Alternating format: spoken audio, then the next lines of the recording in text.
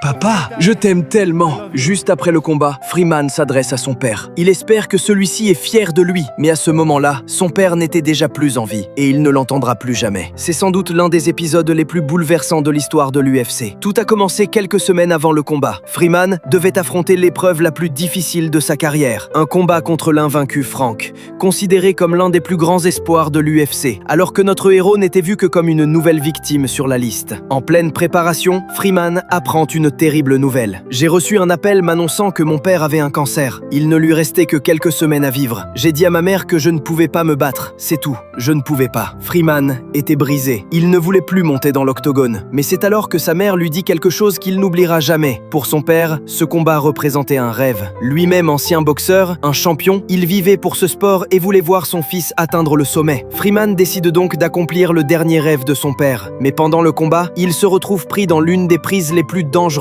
une torsion du talon, la fameuse clé de Frank Mir, une technique avec laquelle il a blessé de nombreux adversaires. J'avais horriblement mal, mais j'ai juré de ne pas abandonner. Peu importe la douleur, je n'allais pas m'arrêter. Dans un autre combat, si je n'avais pas pensé à mon père, j'aurais abandonné. Je ne sais pas comment, mais à ce moment-là, j'ai senti des frissons parcourir mon corps. Freeman reprend alors l'avantage, prend la position dominante et commence à frapper violemment avec ses coudes. Les dégâts sont si importants que Frank tente de se relever, mais le combat est immédiatement arrêté. Je pensais que mon père me regardait à la télévision. Je voulais lui dire « Papa, j'ai battu le meilleur combattant de l'UFC ». Puis j'ai appelé la maison et j'ai appris qu'il était mort la veille du combat.